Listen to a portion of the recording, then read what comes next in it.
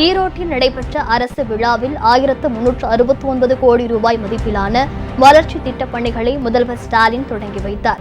அரசின் வளர்ச்சி திட்டப் பணிகளை ஒவ்வொரு மாவட்டங்களுக்கும் முதல்வர் நேரடியாக சென்று ஆய்வு நடத்தி வருகிறார். அந்த வகையில் ஈரோடு சென்றிருக்கும் முதல்வர் ஸ்டாலின் நேற்று பொதுமக்கள் மற்றும் நெசவாளர்களை சந்தித்து கோரிக்கை மனுக்களை பெற்றார். இன்று காலை ஈரோடு சோலார் புதிய பேருந்து நிலைய வளாகத்தில் நடைபெற்ற அரசு விழாவில் முதல்வர் கலந்து கொண்டார்.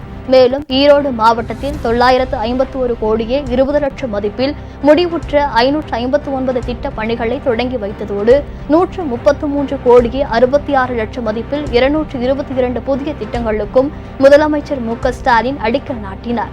பின்னர் நிகழ்ச்சியில் உரையாற்றிய முதல்வர், ஈரோடு மாவட்டத்தில் மொத்தம் 100 கோடி ரூபாய் மதிப்பில் சாலைகள் மேம்படுத்தப்படும் என்றார். ஈரோடு மாவட்ட காவல் கண்காணிப்பாளர் அலுவலகத்திற்கு 15 கோடி ரூபாய் மதிப்பில் கூடுதல் கட்டிடம் கட்டப்படும். வாடகை கட்டிடத்தில் இயங்கும் ஆரம்ப சுகாதார நிலையங்களுக்கு புதிய கட்டிடம் கட்டப்படும் என்றும் முதல்வர் அறிவித்தார். கொடுத்த வாக்குறுதியை நிறைவேற்றுகிற உங்கள் அரசின் முதல் அறிவிப்பாக நான் சொல்வது, ஈரோடு மாநகராட்சி அந்தியூர், கோபி, முடக்குறிச்சி, பெருந்துறை போன்ற பகுதிகளில் இருக்கக்கூடிய சாலைகள் 100 கோடி ரூபாய் செலவில் அது மேம்படுத்தப்படும். சென்னிமலை, சித்தோடு, நசியனூர், கேசிப்பாளைய பெருராட்சிகளுக்கான கூட்டு குடிநீர் திட்டம் 15 கோடி ரூபாய் செலவில் மேம்படுத்தப்படும்.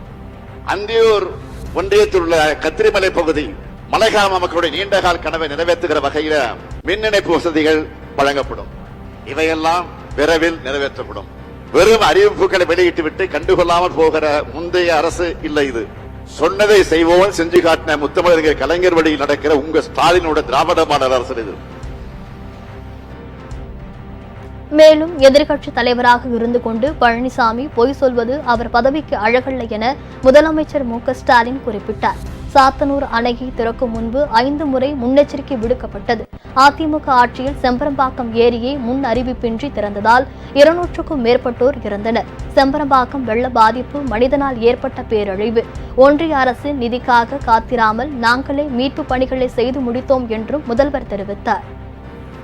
அரசை விமர்சனம் செஞ்சு அவர் சத்தம் போட்டு சத்தம் போட்டு பேசினார். சபையில வாய்க்கிழியே பேசினார். அவைகளெல்லாம் ஒளிபரப்பாக இருந்தா ஆட்சியே கலைஞ்சு போயிருக்குமா, நம்ம ஆட்சி கலைஞ்சிருக்குமா? அவர் சத்தம் போட்டு பேசுனத டிவியில ஒழுங்கா போட்டு இருந்தா இந்த ஆட்சியை கலைஞ்சு போயிருக்கான். என்ன ஒரு காமெடி இது! நான் அவருக்கு அன்போடு பொறுமையோடு சொல்லுகிறேன், பழனிசாமி அவர்களே, காலி குளம் உருண்டா சத்தம் அதிகமா தான் வரும். அதே போல நீங்க உருண்டு புரண்டு சத்தம் போட்டாலும் அதுல உண்மை ஒரு துளியும் கிடையாது. இன்னும் சொல்றேன், பொய் நெல்லை குத்தி பொங்கல் வைக்க முடியாது.